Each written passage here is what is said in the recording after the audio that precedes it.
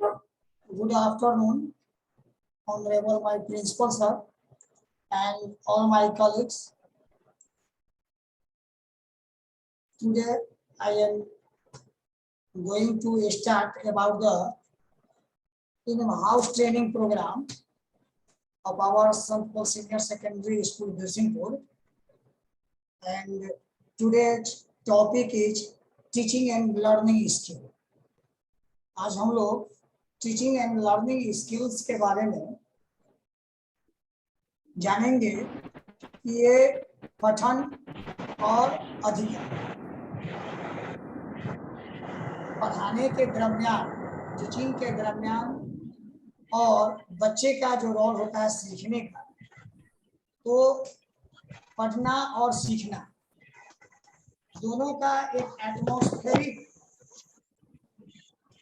Conditions जो होते हैं, क्लासरूम एटीट्यूड्स बच्चों का, पढ़ाने के प्रति शिक्षकों का अपना मोटिवेशन और बच्चों को सीखने के प्रति जिज्ञासा, यह दोनों की तालमेल जब होती है तो वह कार्य जो है टीचिंग एंड लर्निंग स्किल का, स्किल यानी कि शैली, कि पढ़ने और पढ़ाने के बीच में जो बच्चों को पढ़ने के प्रति जिज्ञासा हो, वह ज्ञान पिपासु हो, ज्ञान को प्राप्त करने के लिए वह अंदर से उत्सुक हो, तो पढ़ाने वाले जो भी शिक्षक समुदाय होते हैं उनकी बताने की जिज्ञासा बच्चों को वह बढ़ जाती है, उनकी इंटेंसिटी जो होती है वह ज्यादा कार्य रूप में संपादित होती है।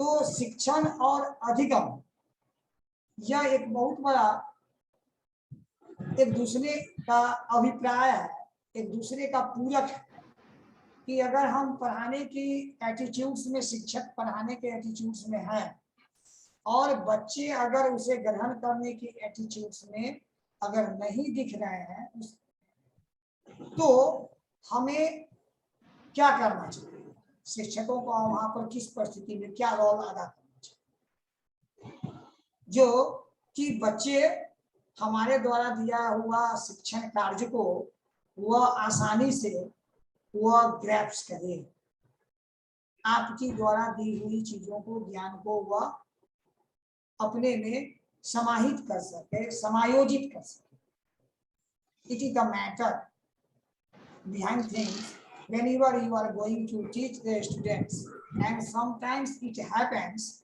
the mood of the classes and atmosphere of the classes, the students' moods not supporting condition according to your teaching mood. जब आपके पढ़ाने के दरमियान पढ़ने वाले की इच्छा का तालमेल आपस में नहीं हो पाता है, तो वहां पर शिक्षकों का कौन सा रोल अपनाना है, जिसके कारण बच्चे फिर पढ़ाई के प्रति उन्मुख हो, उसके प्रति अपने मोटिव को चेंज कर पाए, तो वहां पर टीचर का बहुत बड़ा रोल करना पड़ता है। बच्चे हल्ला कर रहे हैं या किसी और चीजों में वह व्यस्त है, और उस एटमॉस्फेयर से हम पढ़ाने के बीच में वहां पर गए और हमारे टॉपिक पे वे कन्वर्ट नहीं हो गए, तो कोई शिक्षक होते हैं कि उसे पढ़ाते हुए चले जा रहे हैं, अपना एक जो शेड्यूल है उसके हिसाब से वो पढ़ाए जा रहे हैं, लेकिन बच्चे उस बात को ग्रैप्स नहीं कर पाता है और क्लास शोरगुल नुमा हो। तो यह पद्धति टीचिंग एंड लर्निंग का नहीं है। पहले आप टीचिंग तब कर सकते हैं जब लर्निंग करने वाला का एटीट्यूड, सीखने के प्रति वह जिज्ञासु हो, तब अपने बातों को आप रखते हैं, तो आपका क्लास लेना वह पॉजिटिव क्लास कहलाएगा, वह इफेक्टिव क्लास, या आपका वह जो है गोल ओरिएंटेड क्लास। तो हम शिक्षकों को उस समय बच्चों को पहले मोटिवेट करना, पढ़ाना नहीं है और उसे न पीटना है, उसे मोटिवेट करना है। पहले 5 या 7 मिनट उसी के साथ उसी के बातों को पहले इंटरटेन करना होगा और फिर उसके बातों को समझ करके फिर आपको जो पढ़ाना है उस मुद्दा पर उसे धीरे धीरे कन्वर्ट। तो जब ये स्किल आप डेवलप कर करके तब बच्चों को पढ़ाएंगे तो वह बच्चा इजीली वे में फिर आपके क्लास को ग्रहण कर पाएगा। क्या? हेलो,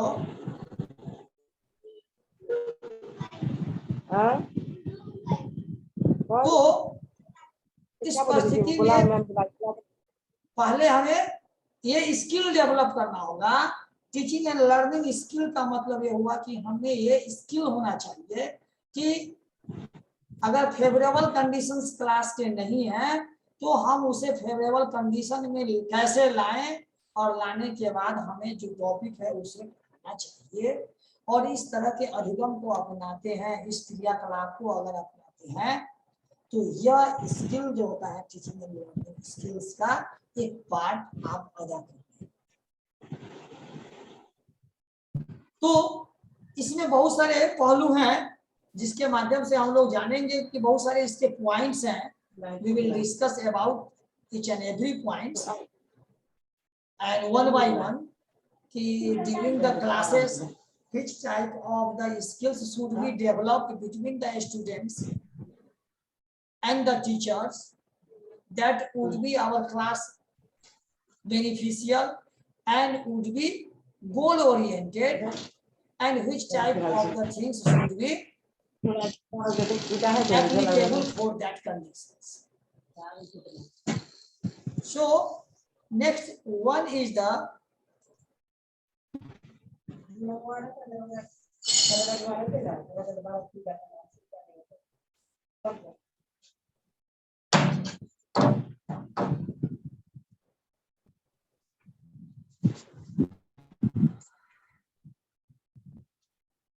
पहले हम इसमें देखते हैं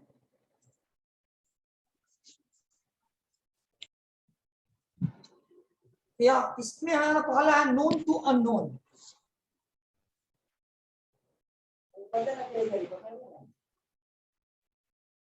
तो इसमें हमारा बहुत सारे पॉइंट्स हैं। वह पहला पॉइंट जो है मेरा वह unknown to known. Unknown to known का फर्स्ट ऑफ ऑल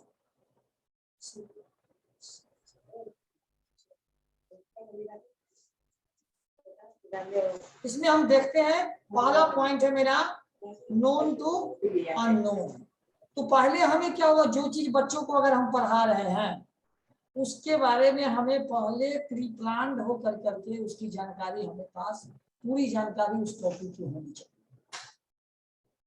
और उस चीज को हम बच्चे को जब पठन कार्य में हम लगते हैं पठन, तब हम उसे पहले हम वो चीज को जो जानते हुए हैं जो जान रहे हैं वो ऑलरेडी पहले हमको जानना पड़ेगा और उसके सामने पहले अननोन बन करके उस क्वेश्चन को उसके सामने रखना। जब अननोन बन करके नोन होते हुए अगर अननोन की तरफ चल देंगे तो बहुत बच्चे का बहुत different question the answer should be answer will come by the each and every students of the class. Different types of the answer will become whenever I have the question and when I am going to have the particular type of the question in front of the students and you saw that I don't know the answer of these questions, then which type of the opinions will come out? We say to the students, you say the answer of this question.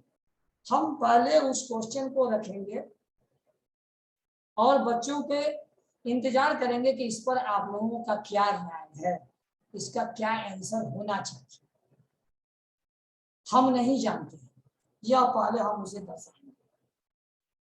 तो शिक्षण, सिखाना और सीखना, तो वह पहले यह दोनों चीजों को हम पहले उसके सीखने की जिज्ञासा को बनाए रखते हुए हम अगर सिखाते हैं तो वह पद्धति टीचिंग एंड लर्निंग स्किल। तब बच्चे का डिफरेंट अगर जवाब आते हैं उसमें से कोई एक ऐसा जवाब हो जो कि आपके क्वेश्चन के प्रश्न के नजदीक हो, अब उस आंसर को हर बच्चे को बताना है कि हाँ इस बच्चे का यह आंसर जो है मेरे क्वेश्चन के हिसाब से सही है।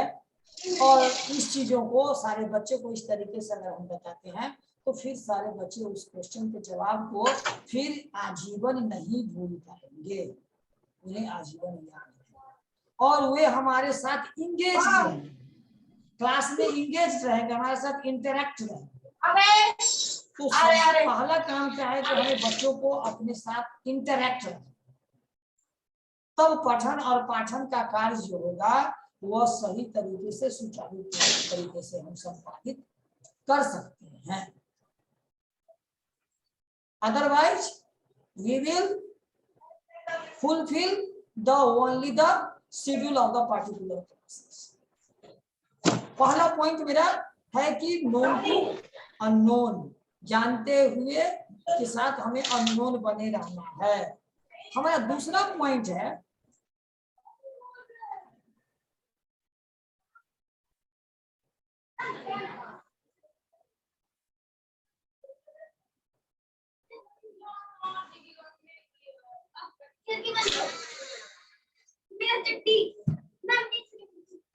Easy to complex. Easy to complex का मतलब क्या हुआ कि कोई भी चीज को हम अगर बच्चों को हम पढ़ा रहे हैं, कोई चीज को हम अगर पढ़ा रहे हैं तो उस परिस्थिति में हमें फर्स्ट ऑफ ऑल उस टॉपिक को इजी वे में बच्चे के सामने रखें कि हम क्या उसे जो टॉपिक को जो कॉम्प्लेक्स टॉपिक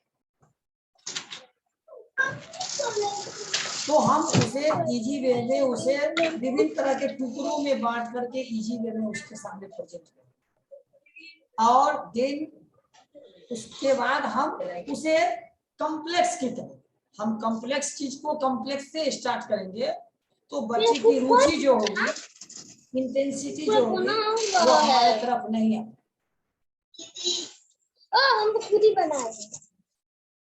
तो उस परिस्थिति में हमें क्या करना होगा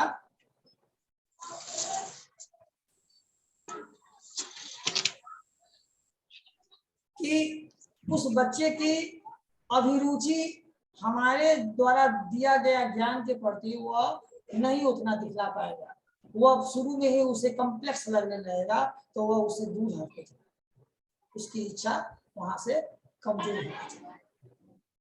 तो पहले हमें याद ख्याल रखना है कि पढ़ाने के दरमियान में कोई भी टॉपिक को हमें पहले इजीएस्ट फॉर्म में बच्चों को बताना, उसके बाद हमें उसे कॉम्प्लेक्स की तरफ हमें धीरे धीरे उसे ले जाना है जिसके कारण बच्चे उसे इजी मीटिंग चल रहा, साउंड आ जाएगा।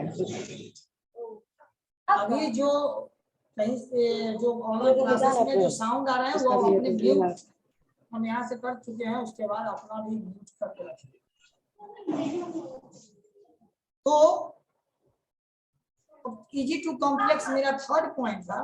चौथा पॉइंट जो है मेरा concrete to abstract. Concrete to abstract यानी कि मूर्त से अमूर्त की तरफ, माने कोई भी चीजों को अगर हम पढ़ा रहे हैं तो उसका एक फिजिकल कंस्ट्रक्शंस जो होते हैं उसे पहले हमें दिखलाना है। फर्स्ट टाइम में उसे हम दिखला देंगे तो उसके मेमोरी में उसके दिमाग में जो वो चीज सेट कर, तो उस समय क्या होगा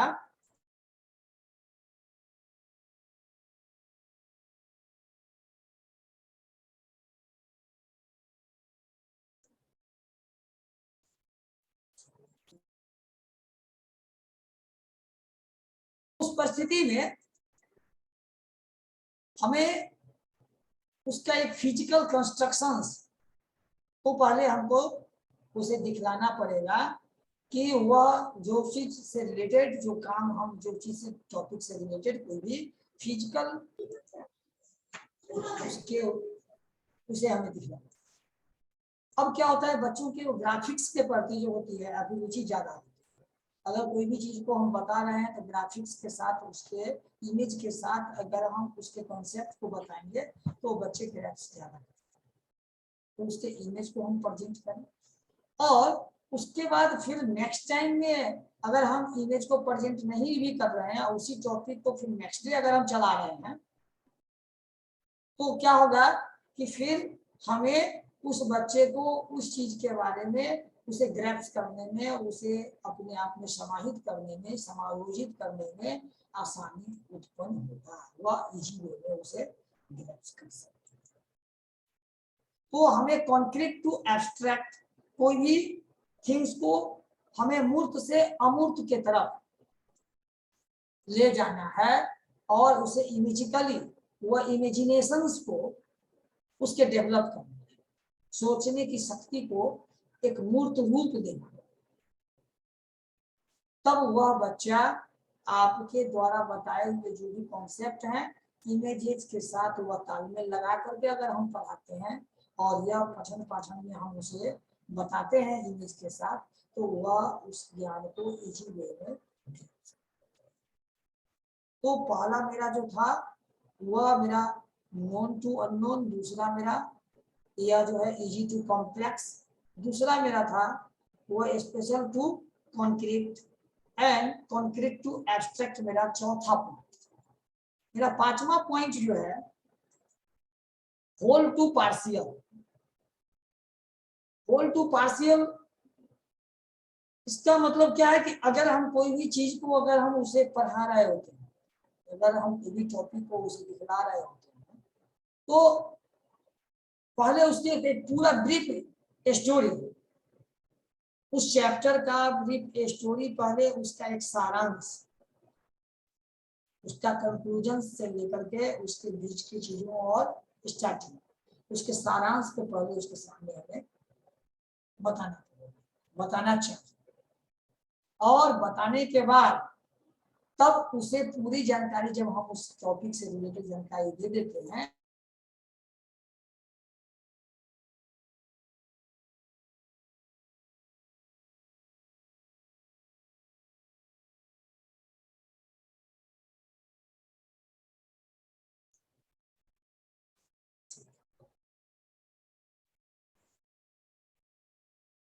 तो हमें क्या करना है कि वह टॉपिक का होल जानकारी बच्चों को पहले दे देना है जिस टॉपिक को हम टीच करने चले हैं और उसके बाद फिर हमें नेक्स्ट क्लासेस जाते हैं या उसके बाद हम इस एक टॉपिक को हम अगर वीक में 2 दिन या 3 दिन क्लास लेते हैं तो मेरे वो टॉपिक कंप्लीट हो जाती है। तो फर्स्ट डे हम उसके ब्रीफ स्टोरी जो है आपके उसके दिमागों में बच्चों को अगर दे देते हैं तो फिर नेक्स्ट डे जाते हैं या थर्ड डे जाते हैं तो उसे फिर हम क्या करेंगे उसे टुकड़ों में उससे फिर क्वेश्चन अरेंज करेंगे। उसको फिर क्या करेंगे पहले क्वेश्चन अरेंज करने से पहले हमको पहले क्या करना है होल जानकारी देने के बाद उसे टुकड़े में पैराग्राफ में उस टॉपिक को फिर डील करेंगे। सपोज दैट हम इंग्लिश पढ़ा और उसकी पूरी जानकारी जो है उस स्टोरी की पूरी जानकारी अगर हम बच्चों को नहीं देते हैं और वह पैराग्राफ पढ़ा करके स्टार्ट कर देते हैं उसका हिंदी समझा देते हैं पैराग्राफ समझाते हैं और इस तरीके से उसके चैप्टर को हम कंक्लूड कर देते हैं। ये पद्धति सही पद्धति नहीं है। यह आपका टीचिंग एंड लर्निंग स्किल की कमी मानी जाए। उसे पहले फुल स्टोरी का क्या स्टार्टिंग है मध्य में क्या है और उसका कंक्लूजन क्या है इसे पहले हमें बताना चाहिए और बताने के बाद फिर हम नेक्स्ट डे जाते हैं तो उसे पैराग्राफ वाइज बच्चों को हम पढ़वाएं उसका फिर हम उसका मीनिंग उसे हम समझाएं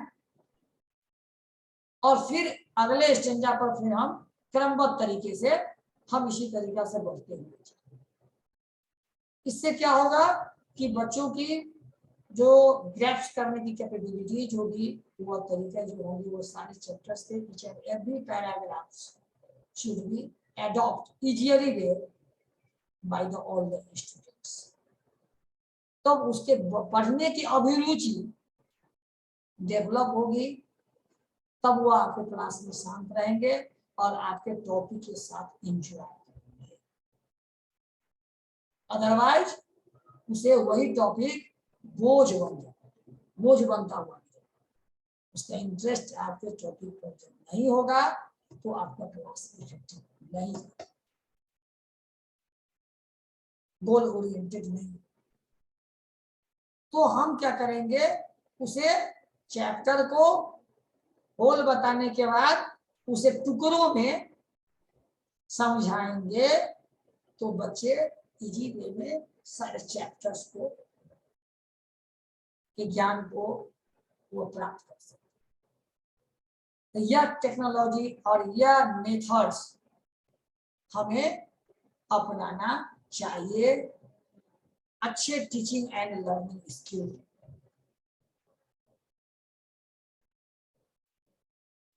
अब हम होल टू पार्शियल के बाद मेरा नेक्स्ट पॉइंट है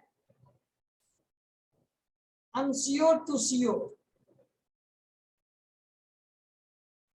unsure to sure that means कोई भी टॉपिक है और उस टॉपिक पर हमें सारे जानकारी, उस टॉपिक की सारी चीजें हैं, साइंस पढ़ा रहे हो या कंप्यूटर साइंस पढ़ा रहे हो, सपोज दैट लिटरेचर पढ़ा रहे हो, चाहे कोई भी चीज, कोई भी सब्जेक्ट अगर हम टीच कर रहे हैं सपोज दैट, तो हम ये जानते हैं कि इस चीज का जो है कंक्लूजन्स ए होगा, हम श्योर हैं उस चीज के।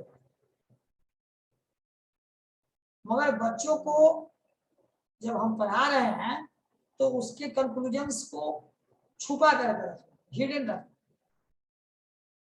क्योंकि मेरा टॉपिक है teaching and learning. Teaching and learning में क्या है कि आप बच्चे को अपने साथ जितने मिनट के पीरियड्स हैं उस पीरियड्स में इंटरैक्ट रखना, अपने साथ उसे जोड़े हुए। तो उसके लिए विभिन्न तरीके विभिन्न तरीके के आपको ट्रिक्स जो होंगे, स्किल्स जो होंगे, वो यह किताब के द्वारा जो हम बता रहे हैं, जो पॉइंट्स बता रहे हैं वो तो है, लेकिन अपना एक नॉलेज जो होता है, अपनी एक सोचने की और समझने की जो शक्ति होती है मानव की, उस शक्ति के द्वारा उसे भी हमें जागृत करना पड़ेगा।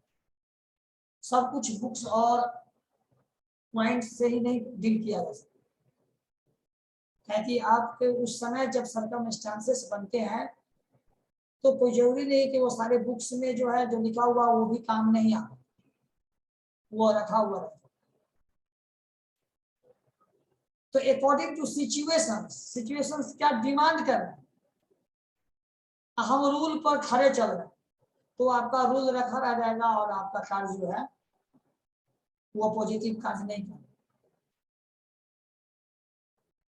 तो आपको अपने रूल्स के साथ साथ सिचुएशंस हैंडल करना आना चाहिए। तो यह चीज अगर आप नहीं कर पाते हैं तो आपके सारे पॉइंट्स की जानकारी होने के बावजूद भी आप क्लास को इफेक्टिव नहीं बना सकते, और नहीं हो सकता। और तब इसमें जब कमी आती है तो हम लोग टीचिंग एंड लर्निंग स्किल्स के माध्यम से इसे दूर करने का प्रयास करते हैं। उसी में मेरा यह नेक्स्ट पॉइंट ये है अनश्योर टू श्योर, कि हम बच्चे को जब पढ़ा रहे होते हैं तो उसके बारे में हम अपने बच्चों को यह जानने दें कि हम कोई ऐसा क्वेश्चन रखें सामने में जिसके बारे में हम कंफर्म नहीं है, ऐसा आपको अंदर से बच्चों को यह दिखला I don't know about it. What would be the proper answer of these questions? हम इसके बारे में अनश्योर हैं।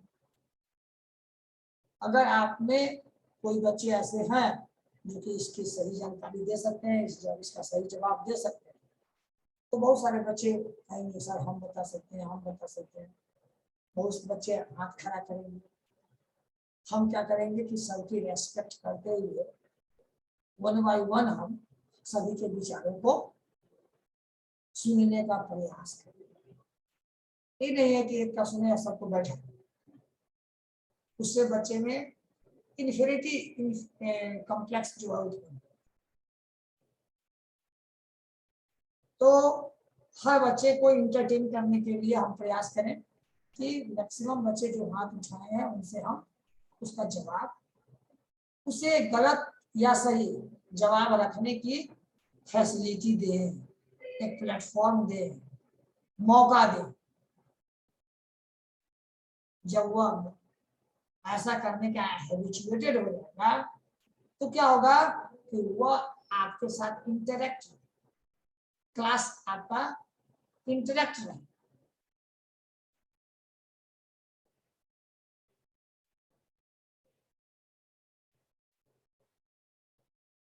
तो यहाँ पर आपको ये चीजों को ध्यान रखना पड़ेगा कि हम बच्चों को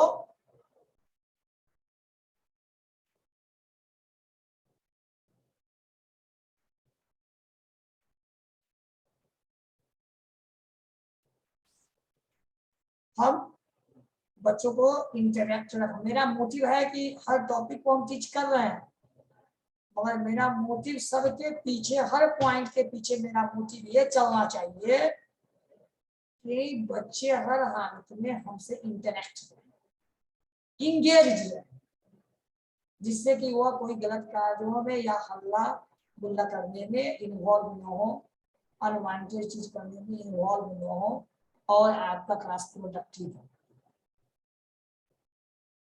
यह सोच कर करके तब हम इस पॉइंट की तरफ चलेंगे। तो बच्चे से बहुत सारे जवाब जब मिलेंगे, उसमें से जो उपयुक्त जवाब होगा उसे आप बच्चों को प्रोत्साहित करते हुए, इनकरेज करते हुए, डिस्करेज नहीं करना, सही जवाब को फिर हम उसे सही तरीके से उसे समझाने का प्रयास करें।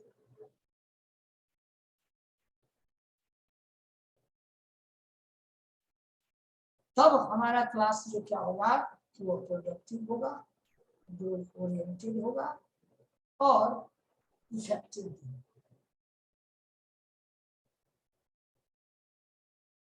हम इसके बाद हम लोग चलेंगे according to the child centred. Next point यह जो है अकॉर्डिंग टू चाइल्ड सेंटर।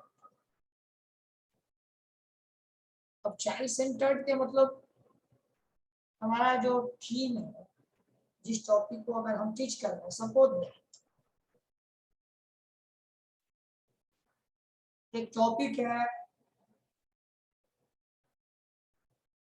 इतिहास का, अगर हम एसएसटी का कोई लेते हैं, या कंप्यूटर साइंस में एक चैप्टर है नंबर सिस्टम, या कंप्यूटर का functions,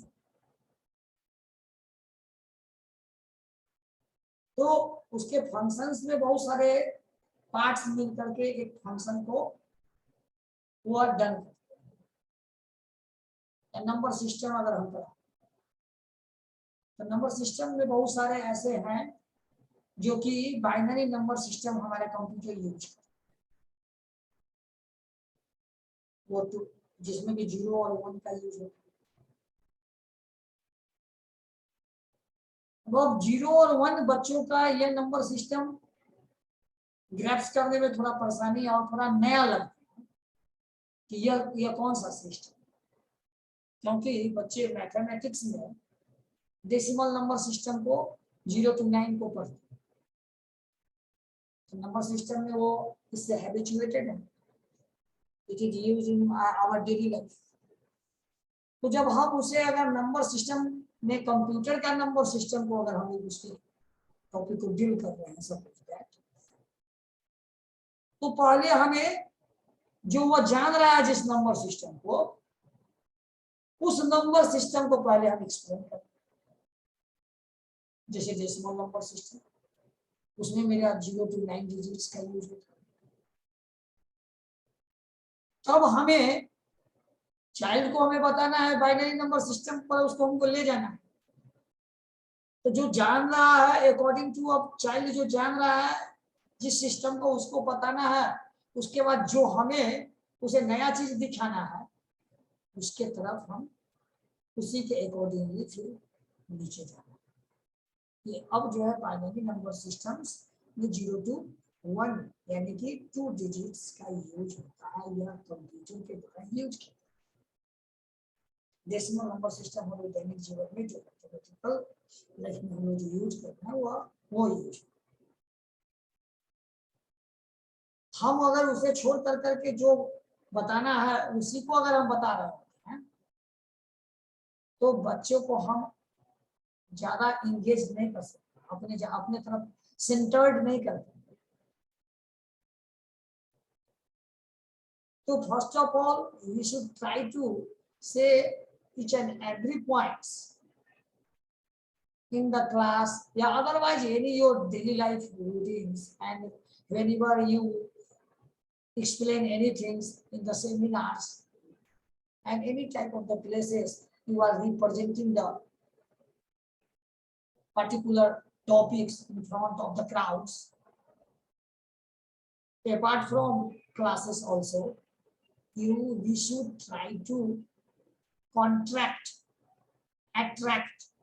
all the participants who are listening and who are getting and who are gathering, who are standing to listen what I am going to say something in front of the crowds. जब हम एक से ज्यादा व्यक्तियों के समूह को संबोधित कर रहे होते हैं, वह चाहे क्लास हो या क्लास से हट करके अगर हमें कोई मंच से कुछ बोलना हो, किसी पर्टिकुलर ओकेजन्स पर अगर कुछ बोलना हो, तो हर जगहों पर हमें क्या होगा, अकॉर्डिंग टू सिचुएशन सेंटर्ड।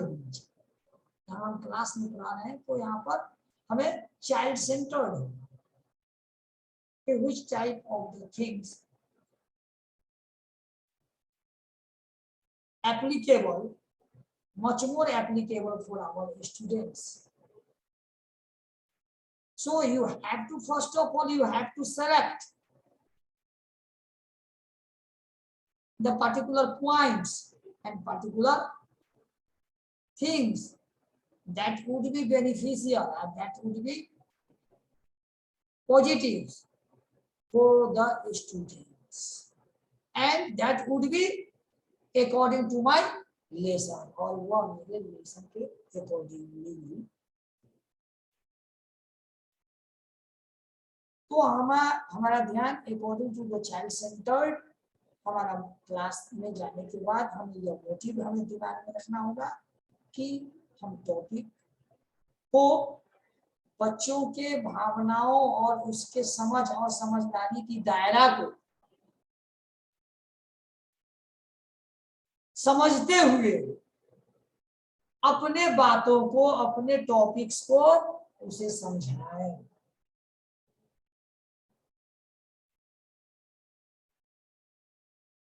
तब हम अपनी क्लास को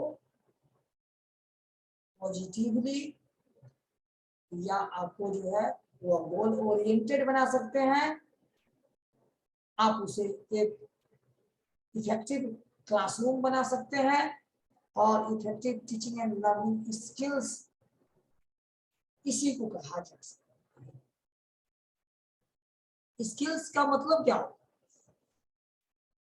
शैली,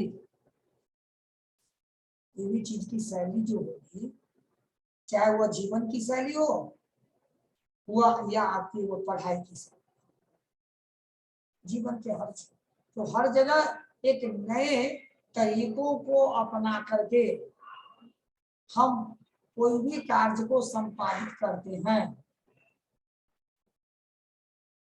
तो वह तरीका जो इजी वे में लोगों के लिए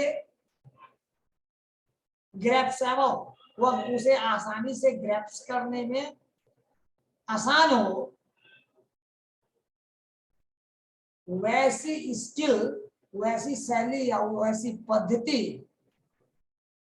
वह उस समय उस चीज के लिए स्किल का।